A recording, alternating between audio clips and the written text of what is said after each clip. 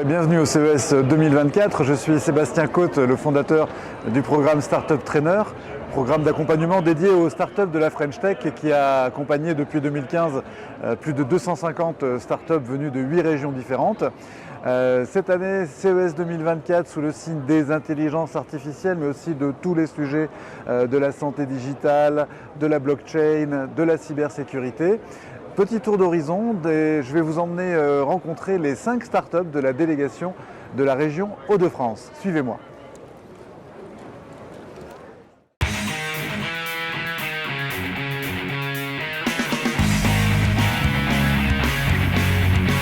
C'est le 9 janvier 2024, l'ouverture de l'Eureka Park, comme chaque année.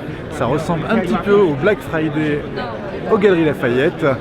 Je vous laisse regarder la foule et assister au lâcher de visiteurs.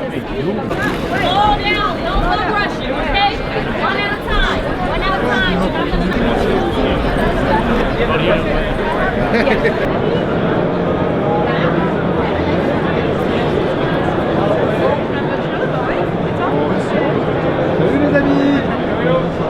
Voilà la belle délégation des Hauts-de-France.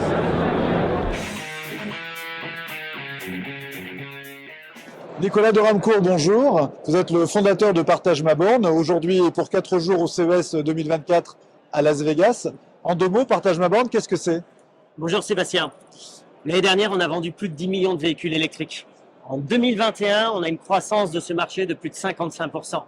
Et aujourd'hui encore, c'est quasi impossible de trouver des bornes de recharge pour les véhicules électriques. La mission de Partage ma borne, c'est d'accompagner le déploiement des véhicules électriques par le partage des bornes de recharge. C'est un petit peu un Airbnb de la recharge, de la station de recharge. Et c'est une solution gagnant-gagnant. L'utilisateur, il va pouvoir se recharger à proximité de son lieu où son véhicule est garé. Le propriétaire, lui, il va pouvoir monétiser sa borne. Et donc, un vrai message gagnant-gagnant. Par contre, on a trouvé un problème à ça. Toutes les bornes ne sont pas communicantes. Et là, on est venu avec une solution. On a développé un boîtier IoT innovant qui va permettre de communiquer en Wi-Fi, en 3G, en 4G. Et là, on va pouvoir upgrader et faire toute une communauté de bornes de recharge connectées. Avec Partage ma borne, c'est une application et des milliers de points de recharge. On a un marché global aujourd'hui de 8 millions de bornes de recharge, allant jusqu'à 32 millions de bornes de recharge en 2032. Changez votre manière de stationner, partagez vos stations de recharge et baissez votre empreinte carbone. Merci Nicolas de Ramcourt. Donc la recherche des véhicules électriques en mode communautaire et non propriétaire, parce qu'on voit des marques qui se positionnent petit à petit sur justement le partage de leurs propres bornes. Exactement. Comme on l'a vu dans le Smart Home avec leurs propres standards. Vous, c'est complètement ouvert. C'est universel. Multiformat. Multiformat, tout type de marque, tout type de borne pour tous les utilisateurs. Super. Partage ma borne de la région Hauts-de-France.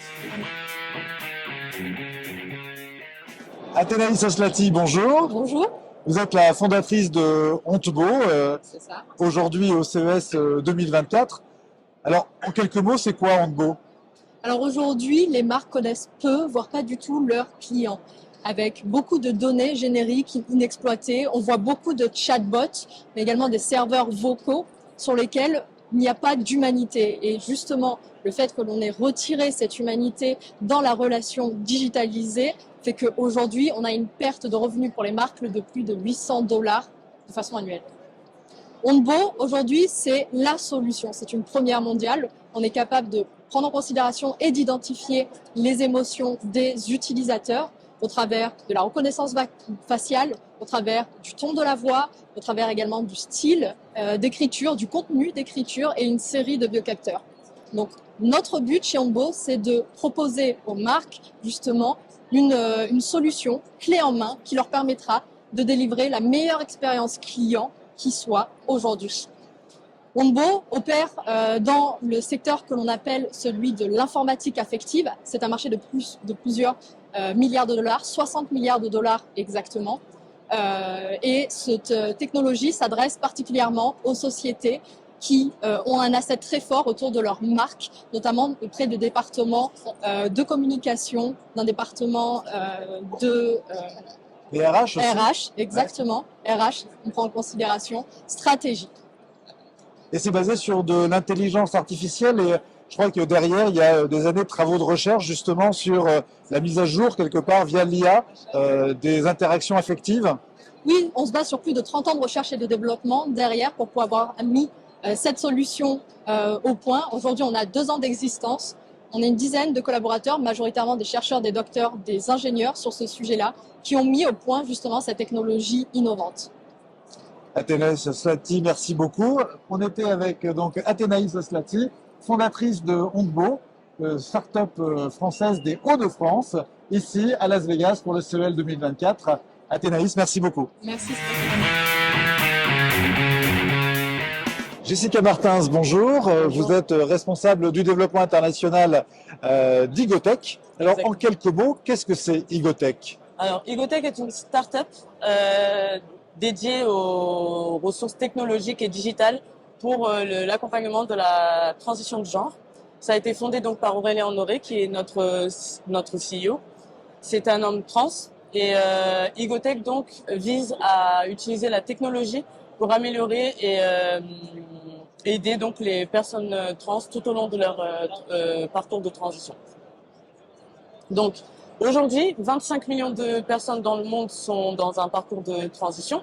Aujourd'hui, 25 millions de personnes dans le monde sont engagées dans un parcours de transition.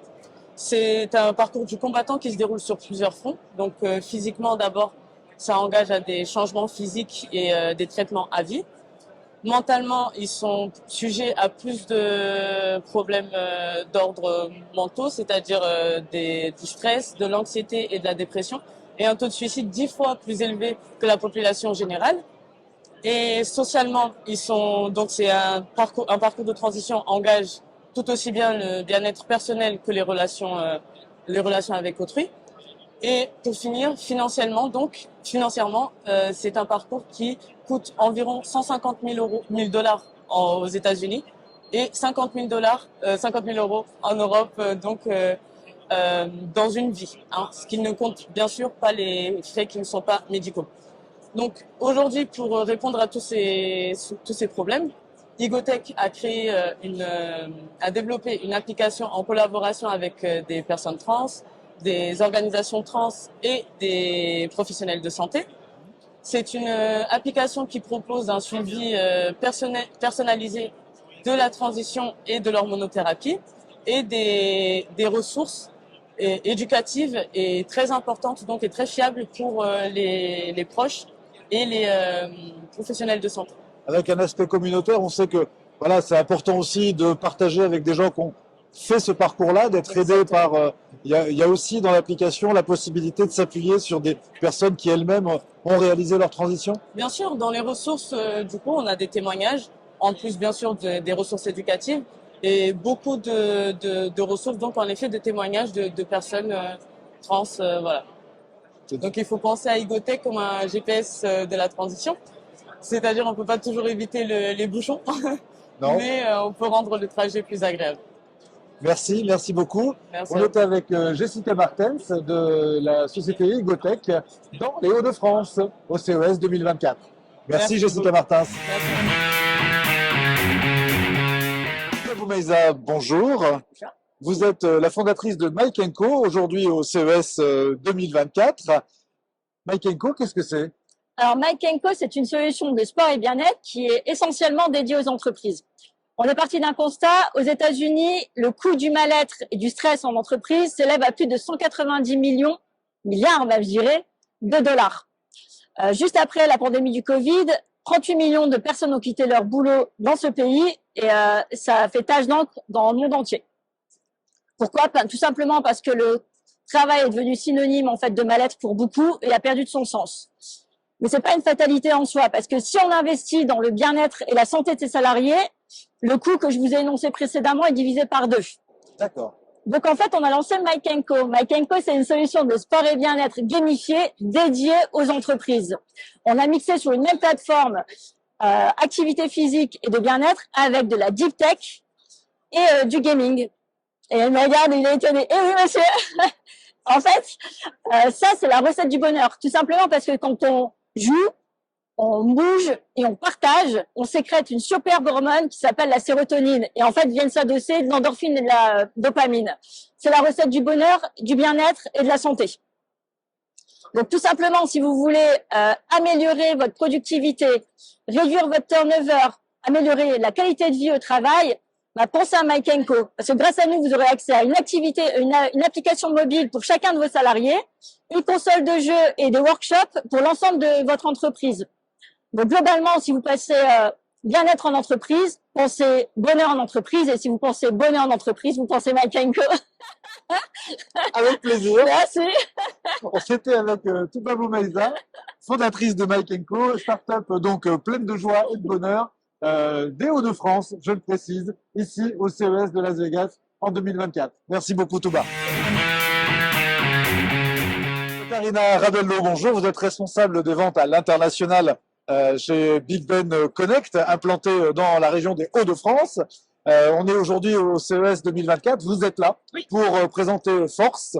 Alors, en quelques mots, qu'est-ce que c'est Force? Force, c'est une gamme de produits introduite dans différentes marques pour adresser vraiment les marchés premium et surtout pour contrer les challenges des déchets électroniques. Comme on le sait tous, ou peut-être pas, en moyenne, une personne, elle possède 9 accessoires obsolètes dans leur tiroir. Soit des câbles, soit des chargeurs, soit même des vieux téléphones qui ne sont pas utilisés.